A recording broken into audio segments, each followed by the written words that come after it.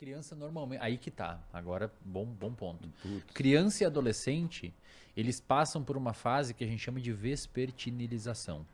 Adolescente naturalmente acorda um pouquinho mais tarde. Mas o mais tarde é o quê? 8h30, 9 horas. Quando você vai ficando adulto, seu ciclo arrasta um pouquinho para trás. Algumas pessoas continuam sendo vespertinas. Então tem algumas pessoas que tendem a dormir um pouco mais tarde e tendem a acordar um pouco mais tarde. Aí o cara falou, aí ó, tá vendo? Sou eu. Mas o que é o mais tarde? 11h30, 11 horas e tendem a acordar 8, 8h30. Tem outras pessoas, assim como eu, acho que o Fábio também, que somos matutinas. Então a gente dorme entre 9h30, 10, 10h30 e acorda entre 5 e 6. Mas não existem pessoas que naturalmente acordam 10, 11 da manhã. Se você acorda 10, 11 da manhã, 9h30, você está dormindo errado e o teu ciclo está desregulado. Adolescente normalmente acorda um pouquinho mais tarde, é natural. Qual que é o problema? Acho que eu tomei raiva de acordar cedo. Cara, muita gente a toma, cara. Porque tem que acordar 6 horas pra ir pra escola, velho. Um adolescente... Primeiro, o sistema educacional tá tudo errado. Tá tudo fudido, tá tudo errado, tem que reformular tudo. Tá tudo cagado.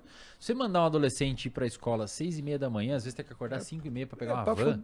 Tá tudo errado, velho. Cara, você privou, velho, o cérebro de um adolescente de sono no momento de neuroplasticidade alta e que tá se desenvolvendo o córtex pré-frontal. Tá muito errado, Teve um velho. estudo que É saiu agora, nocivo, velho. É quase um crime. teve um estudo que saiu agora há pouco tempo, cara. Eu não vou lembrar o autor, mas que eles atrasaram o início das aulas. Eu acho que começava às 10 horas. Pô, o desempenho deve explodir. Vira o desempenho cara. dos maneiro. adolescentes explodir quando comparado com Exato. outras crianças que acordavam no mesmo horário. Não tem como, cara. E adolescente, ele dorme um pouquinho mais também. Ele dá uma vespertinilizada e ele dorme 8h30, 9. Diferente dos adultos que tendem a dormir 7. Então, o que acontece? O adolescente, tá na criança, cara. Você já viu as crianças de 10, 12 anos indo pra creche de manhã, parece que estão mole, assim, ó, no banco do carro dormindo? Sim. Cara, aquilo ali era pra ele estar no sono profundo, velho. O cérebro se reconstituindo, limpando, tirando toxina.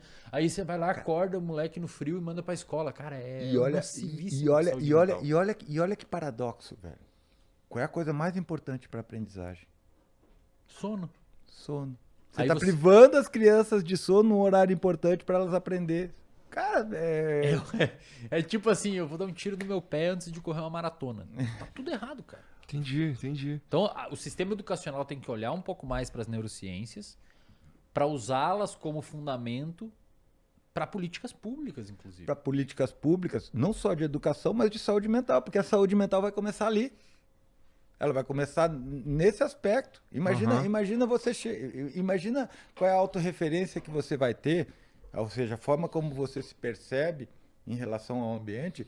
Se você chega na escola todo dia morrendo de sono, não consegue prestar atenção, tira nota baixa, você vai achar que a escola é um lugar para você? Não vai. Exato.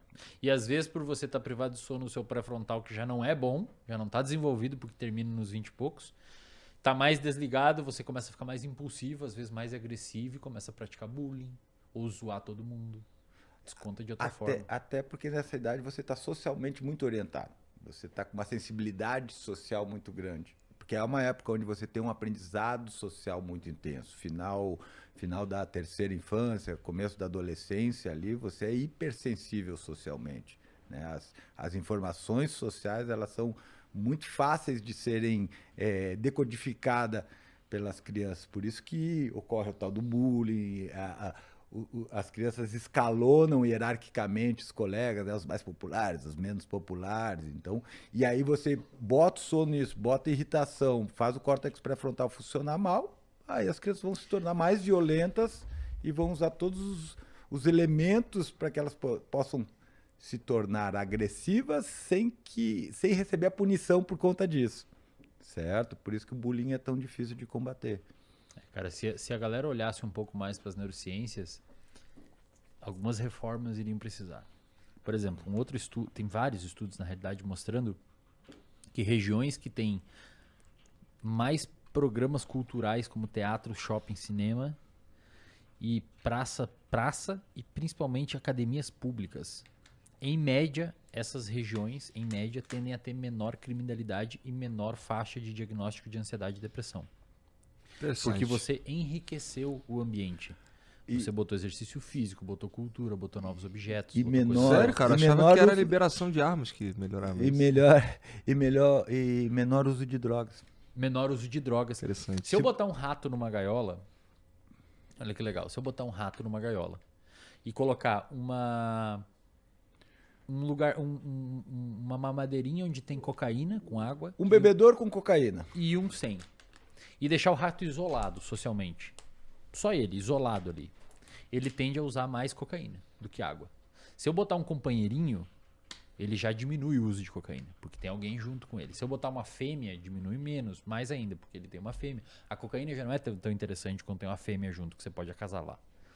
Se eu coloco uma rodinha de correr, eles adoram correr em rodinha de correr, rato e camundongo, ele usa menos ainda a droga. Quanto mais, se eu boto Lego e boto um lugar para ele fazer ninho, ele diminui ainda mais o uso de droga. Quanto mais Então, quando estimulado o você ambiente. enriquece o ambiente dele, bota amiguinho, dá novas possibilidades, ele tende a usar menos a droga é menos atrativa. Se eu boto ele ali sozinho e começo a dar choque na patinha dele, ele usa mais droga do que só se estivesse sozinho. Porque como ele tá sofrendo, ele vai mais pra droga pra...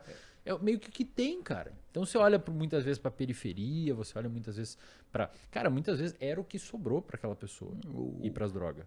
Aí quando você começa a implementar... Ela não foi pras drogas, empurraram ela pra droga. É o que sobrou, tá ligado? Principalmente se existe um aspecto social naquilo ali. Ele ganha uma relevância no meio dele. Estando naquele contexto. Deixa eu fazer uma observação, cara. Muito Eu interessante. costumo pensar na droga não como a doença, mas como um sintoma. Perfeito. A droga é um sintoma.